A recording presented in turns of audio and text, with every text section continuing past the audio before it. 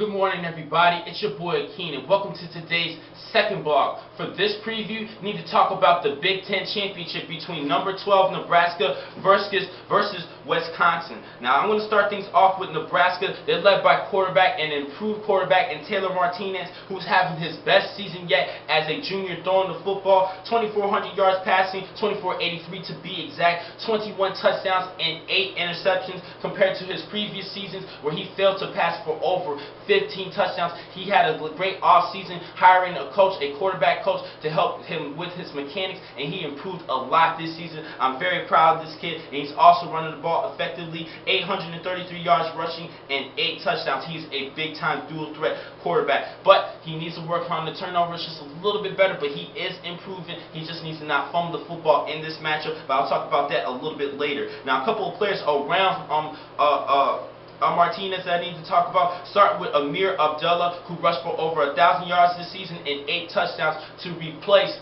Rex Burkhead. Rex Burkhead was supposed to be the star at running back, but he had to deal with another injury, so Abdullah had to step up, and he performed well, averaging 5 yards per carry. And their top receiver is sophomore Kenny Bell, 789 yards receiving and 8 touchdowns. This kid, he's a pretty good receiver, and he's going to be going towards a lot in the passing game for Martinez. Now, there's a couple of things that concern me for this team. They're going to have to play without the starting center, and they're going to have to play without defensive tackle Baker Steinkohler, and that's going to be a big loss for them because he helps out that defensive line a lot.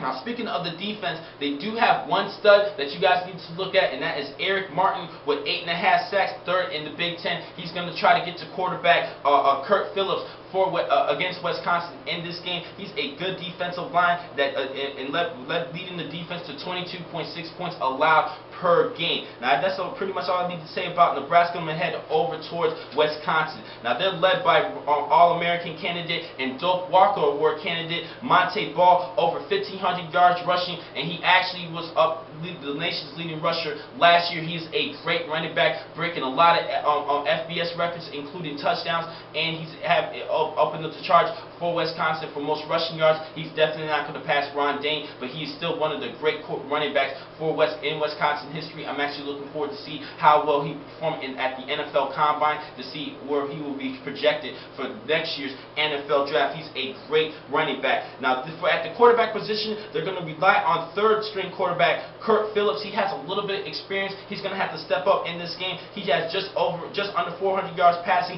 and 4 touchdowns. Not too much experience, but he's going to be key in this game. And his leading target is going to be Jared Apparatus. He had 5 touchdowns this season receiving with 764 yards receiving at that. He's a great receiver, an all Big Ten performer. Also, at the defensive side, averages 18.6 points per game. They're going to be led by all Big Ten performer Chris Borland. He will be able to play. He's been dealing with a couple of injuries as well as Apparatus, but they will be available in this game, and they are expected to play. Great players overall. Now, the keys for this game for Wisconsin, Kurt Phillips must do great in this game, because I really think Nebraska is going to focus on stopping the run and putting the ball in Phillips' hands. So Phillips is going to have to step up and help balance that offense and support the run game. He just needs to make smart decisions throwing the football. Also, everybody already knows they're going to have to pound the rock effectively against a decent Nebraska defense and cause turnovers against Nebraska. And Nebraska is actually a little bit tender, like I said earlier, with the turnovers with Taylor Martinez. He has only 8 interceptions, but he actually puts the ball on the ground a couple of times. He's not really too well handling the football.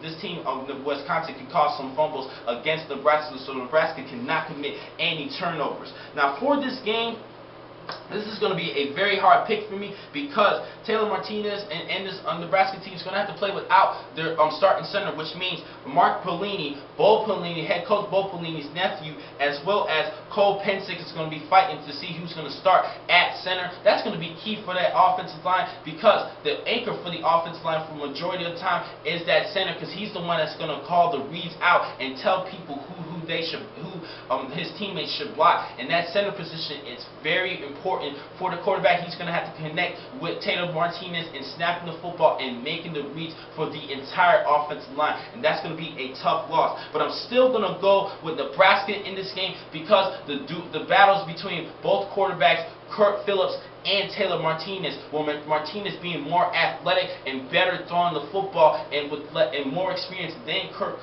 Phillips, I think Kirk Phillips might struggle in this game and not do well enough against the Cornhuskers. I'm going to have to go with Nebraska over the Badgers, making it to the Rose Bowl to face the Stanford Cardinal. Now, next time I'm going to catch you guys is a little bit later today for a third blog to talk about the ACC Championship. Thank you for watching this blog. I'm your man, Akeem McCall. Be easy.